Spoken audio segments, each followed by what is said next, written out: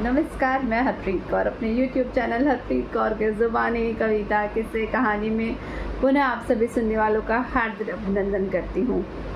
आज दिन शुक्रवार, यह कहानी हरप्रीत कौर के ज़ुबानी का अगला भाग। कहानी इससे पहले शुरू की जाए, बता दूँ आपको कुछ कहानी के बारे में। कहानी है एक वृद्ध पिता की, एक ऐसे वृद्ध पिता की जिन्हें अपनी धर्म पत्नी के देहांत के बाद आज के इस सो कॉल्ड मॉडर्न या आधुनिक ज़माने में किस तरह की मुश्किलों का सामना करना पड़ा अपने इकलौते बेटे बहू के होते हुए भी। बेहद मार्मिक कहानी है ये। चलिए शुरू करते हैं। दीजिएगा अपनी राय कमेंट्स के माध्यम से ज़रूर। मम्मी की मृत्यु के बाद पिताजी बहुत अकेले हो गए थे। रचिता के साथ राहुल मेरठ पहुंचा। माँ की 13वीं के बाद बच्चों का स्कूल और अपने बैंक आदि की बात कहकर जुगत भिड़ाने लगा। पापा आप भी हमारे साथ इंदौर चलें। रचिता ने कह तो दिया, किंतु उसका दिल आधा था। इंदौर में उनका 3 कमरों का फ्लैट था, उसमें पापा को भी रखना एक बड़ी समस्या थी।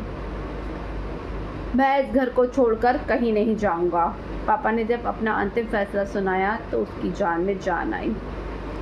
लेकिन पापा आप तो अस्वस्थ हैं, आप अकेले कैसे रहेंगे? रचिता के प्रश्न ने राहुल को कुछ सोचने पर विवश कर दिया। उससे ननिहाल की रजनी मौसी की याद आई, जो विधवा थी। उनकी एक लड़की थी, किंतु ससुराल वालों ने उसे घर से निकाल दिया था। भाई भावट ने भी खोज खबर ना ली, तो अपने परिश्रम से मजदूरी करके अपना और अपनी बच्ची का पेट पालने लग गई। राहुल ने ननिहाल में फ़ोन किया और 2 दिन के अंदर ही रजनी मौसी अपनी पुत्री के साथ मेरठ में हाजिर हो गई। कृशकाय अंदर को धसी आंखों वाली रजनी मौसी के चेहरे पर नौकरी मिल जाने का नूर चमक रहा था। वे लगभग 40 वर्ष की मेहनतकश स्त्री थी। बोली, मैं आपकी माँ को दीदी कहा करती थी, रिश्ते में इसलिए आपकी मौसी हूँ। इस घर को अपना मानूंगी और जीजाजी की सेवा में आपको शिकायत का कोई मौका नहीं दूंगी। आप मौसी चाय नाश्ता बनाएंगी, खाना दवा देखभाल आप करेंगी, मेहरी बाकी झाड़ू पोछा बर्तन कर ही लेगी। पगार कितनी लेंगी? रचिता ने पूछा। मौसी भी कह रही हैं आप, और पगार भी पूछकर शर्मिंदा कर रही हैं। बेटा, हम माँ बेटी को खाने रहने का ठौर मिल गया, और क्या चाहिए? जो आपकी इच्छा हो दे दीजिएगा। रचिता चुप हो गई। बात जितने कम में तय हो उतना अच्छा। राहुल के चेहरे पर भी संतोष था। उसका कर्तव्य था पापा की सेवा करना, किंतु वह असमर्थ था। अब कोई मामूली रकम में उसके कर्तव्य की भरपाई कर रहा था। पापा बेचारे गमगीन थे। एक तो पत्नी का शोक, ऊपर से बेटा बहू बच्चे सब जा रहे थे। रचिता ने धीरे से राहुल के कान में कहा, मम्मी की अलमारी में साड़ियाँ, जेवर व दूसरे कीमती सामान रखे हैं। पापा अब अकेले हैं, घर में बाहर के लोग भी रहेंगे, तो हमें उससे चाबी ले लेनी चाहिए। पापा अलमारी की चाबी कभी नहीं देंगे। अचानक तुम्हें जेवर कपड़ों की चिंता क्यों होने लगी? वैसे धैर्य रखो, सब तुम्हें ही मिलेगा। राहुल मुस्कुराकर बोला। बीच में आने की बात कह के राहुल रचित इंदौर रवाना हो गए। इंदौर में भी वो पापा घर, अलमारी, बैंक के रुपयों, प्रॉपर्टी की बातें करते रहते। उन्हें चिंता होती। चिंताग्रस्त होकर वे फिर मेरठ रवाना हो गए। लगभग 1.5 महीने में यह उनकी दूसरी यात्रा थी। घर के बाहर लॉन साफ सुथरा था। सारे पौधों में पानी डाला गया था। कई नए पौधे भी लगाए गए थे। दरवाज़ा खुलने पर रजनी मौसी ने मुस्कुराते हुए स्वागत किया। आइए, आपका फ़ोन मिला था। कुछ ही देर में मिठाई पानी लिए वो फिर हाजिर हुई। पूरा घर साफ सुथरा सुव्यवस्थित था। उसकी लड़की ने चाय बनाने से पहले सूचित किया, बड़े साहब सो रहे हैं। रचिता ने माँ बेटी का निरीक्षण किया। दोनों ने बढ़िया कपड़े पहने थे, बाल भी सुंदर तरीके से सेट थे। रजनी ने चूड़ियों टॉप्स के साथ बिंदी वगैरह भी लगाई हुई थी। तुम्हारी मौसी का तो कायाकल्प हो गया, रजनी फुसफुसाई। रचिता फुसफुसाई। भूखे नंगे को सब कुछ मिलने लगेगा तो कायाकल्प तो होगा ही, राहुल ने मुंह बनाकर कहा। दोनों असंतुष्टों की तरह चाय पीते पापा के जगने का इंतजार करते रहे। पापा को देखकर उन्हें और आश्चर्य हुआ। पापा पहले से अधिक स्वस्थ और ताज़ा दम लग रहे थे। पहले के झुके झुके से पापा अब सीधे तन कर चल रहे थे। मम्मी के जाने के बाद हंसना भूल गए पापा ने मुस्कुराते हुए पूछा, बड़ी जल्दी मिलने चले आए? सोचा आप अकेले हो गए हैं तो हमने सोचा। अकेले कहाँ, रजनी है, उसकी लड़की सरला है, उसको यहीं इंटर कॉलेज में डाल दिया है। शाम को 1 घंटा पढ़ा दिया करता हूँ, तेज़ है। पापा सरला का गुणगान करते रहे, फिर उसे पढ़ाने बैठ गए। रजनी मौसी सबके चाय नाश्ते के बाद रात के खाने में जुट गई। सब कुछ ठीक चल रहा था, किंतु राहुल रचिता असंतुष्ट मुख मुद्रा में बैठे थे। वे पापा के किसी काम नहीं आ पा रहे थे और अब उनको इनकी कोई ज़रूरत भी नहीं रही। रात को पापा सीरियल्स देखते हुए रजनी से उसके बारे में पूछताछ करते खूब हंसते रहे। सरला से पढ़ाई संबंधी बातें भी करते रहे। जीवन से निराश पापा को जीने की वजह मिल गई थी। रात में खाना खाते समय सब चुपचाप थे। खाना स्वादिष्ट और मिर्च मसाले रहित था। रजनी मौसी एक ही गरम गरम रोटी इसरार से खिलाती रही। अंत में खीर परोसी गई। पापा संतुष्ट व खुश थे। राहुल रचिता दोनों संदेहास्पद दृष्टि से रजनी को घूर रहे थे। रात में टीवी कार्यक्रम की चर्चा रजनी और सरला से करते पापा कई बार बेटे बहू की उपस्थिति ही भूल गए। नाती पोतों का हालचाल भी नहीं पूछा। रात में सोते समय राहुल बोला, यदि हम उसी समय अपने साथ पापा को ले चलते तो वे आज इस तरह माँ बेटी में इन्वॉल्व ना होते। अरे यह क्या बुरा है? अरे यहाँ क्या बुरा है? स्वस्थ हट्टे कट्टे हैं, खुश हैं, वहाँ 3 कमरों के डब्बों में कहाँ एडजस्ट कर पाते पापा? रचिता बोली। तुम मूर्ख हो, तुमसे बहस करना बेकार है। अब मामला हमारे हाथ से निकल रहा है, मुझे ही बात आगे बढ़ानी होगी। क्या बात बढ़ाओगे? अरे तुम ही ना कहती थी इस बंगले को बेचकर इंदौर में अपने फ्लैट के ऊपर एक शानदार फ्लैट बनाओगी और बाकी रुपए बच्चों के नाम फिक्स कर दोगी। हाँ, लेकिन अब यह कहाँ संभव है? अब पापा दिन प्रतिदिन स्वस्थ होते जा रहे हैं। उनकी मृत्यु की प्रतीक्षा में तो हमारी उम्र बीत जाएगी। उन्हें इंदौर ले चलते हैं। जैसा तुम उचित समझो, मैं एडजस्ट कर लूँगी, रचिता बोली। उसे सास की अलमारी की भी चिंता थी, जिसमें कीमती गहने और अन्य महंगे सामान थे। उसे उन्हें देखने भालने की प्रचुर इच्छा थी, किंतु सासू माँ के रहते इच्छा पूरी नहीं हुई और अब भी स्थितियाँ प्रतिकूल हो रही थी।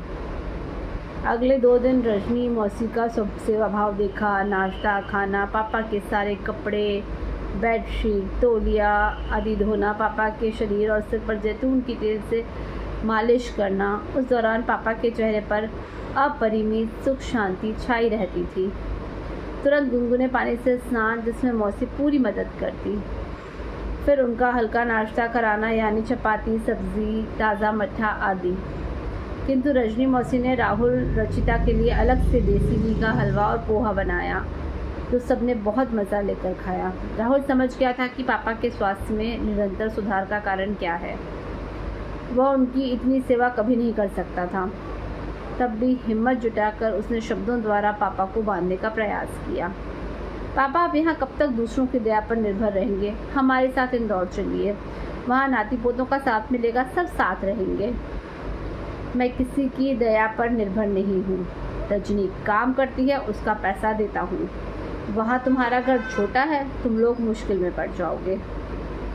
इसलिए मैं तो अपने फ्लैट के ऊपर एक और वैसा ही फ्लैट बनवाना चाहता हूँ, राहुल ने कहा। बिल्कुल बनवाओ, पापा ने कहा। इस बंगले को बेचकर जो रकम मिलती है उससे फ्लैट बनवाता। यदि आप हम लोगों के साथ चल के रहते, मैं अपने जीते जी ये बंगला नहीं बेचूंगा। तुम लोन लेकर अपने बलबूते पर फ्लैट बनवाओ। आखिर बैंक ऑफिसर हो, अच्छा कमाते हो। लेकिन 2 घरों की देखभाल, उसकी चिंता तुम मत करो। एक आशा खत्म होने पर राहुल व्यग्र हो गया। कम से कम अलमारी की चाबी ही दे दीजिए पापा। रचिता अपने साथ मम्मी के गहने और जेवर ले जाना चाहती है। तुम्हारी पत्नी के पास कपड़ों और गहनों का अभाव तो है नहीं है। कम से कम मेरे मरने की प्रतीक्षा करो। राहुल रचिता मायूस होकर इंदौर लौट आए। रास्ते में रचिता बोली, पापा कहीं रजनी मौसी से प्रेम के चक्कर में तो नहीं पड़ गए हैं? राहुल को रचिता की बातें सरहिल लगी, किंतु वह चुप रहा। अगली बार वे बच्चों सहित जल्दी ही मेरठ पहुंचे। वहां रजनी की मां साड़ी और गले में सोने की जंजीर पहने देखकर उन्हें शक हुआ। अच्छे खान पान से शरीर भर गया था। वो सुंदर लग रही थी। उनकी लड़की अच्छी शिक्षा दीक्षा के कारण सम्भ्रात और सुरुचिपूर्ण लग रही थी। आप में बड़ा परिवर्तन आया है रजनी मौसी, राहुल बोला। उस वक्त पापा वहाँ ना थे। कैसा परिवर्तन बेटा? वैसे ही तो हूँ, रजनी ने विनम्रता से कहा। कैसा परिवर्तन? आप काम वाली कम मौसी और घर वाली ज़्यादा लग रही हैं। ऐसा कहकर पाप का भागी ना बनाए मालिक। हम तो मालिक की सेवा में प्राणपण एक किए रहते हैं बेटा, सो कभी कभी इनाम मिल जाता है। रजनी की मौसी के उन घृणास्पद आक्षेप को भी अपनी विनम्रता से ढकने का प्रयास किया। राहुल रचिता के ईर्ष्या संदेह से दग्ध हृदय को तनिक राहत मिली, किंतु पापा राहुल की स्वार्थपूर्ण योजनाओं, प्रॉपर्टी, धन संपत्ति की बातों से चिढ़ गए। बोले, बेटा, बाप की मृत्यु के बाद ही तो बेटे की ताजपोशी होती है, तो तू मेरे जीते जी व्यग्र हुआ जा रहा है। राहुल कैसे कहता।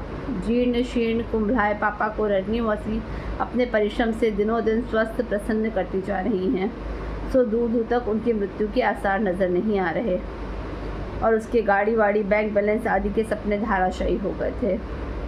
पापा के जीवित रहते ही उन्हें हथियाना चाह रहा था, लेकिन पापा के अड़ियल रवैये से वह सब संभव नहीं लग रहा था। रात के खाने के बाद साधारण बातचीत ने झगड़े का रूप ले लिया। राहुल अपनी असलियत पर उतर आया। बोला, पापा, कहीं आप दूसरी शादी के चक्कर में तो नहीं हैं? यदि ऐसा है तो इससे शर्मनाक कुछ नहीं हो सकता। पापा की बोलती बंद हो गई। वे हक्के बक्के इकलौते पुत्र का मुंह देखते रह गए, लेकिन फिर जल्दी ही संभल गए और बोले, आज तुझे अपना पुत्र कहते मुझे शर्म महसूस होती है।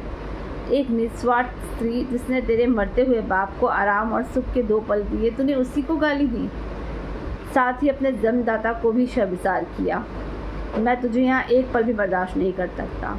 सुबह होते ही अपने परिवार के साथ यहाँ से कूच कर जाओ। ऐसे पुत्र से तो निसंतान होना बेहतर है। पापा का रुख देखकर राहुल की सिट्टी पिट्टी गुम हो गई। अगले ही दिन वे इंदौर लौट गए। फिर 1 वर्ष तक उन्होंने कभी मेरठ का रुख नहीं किया।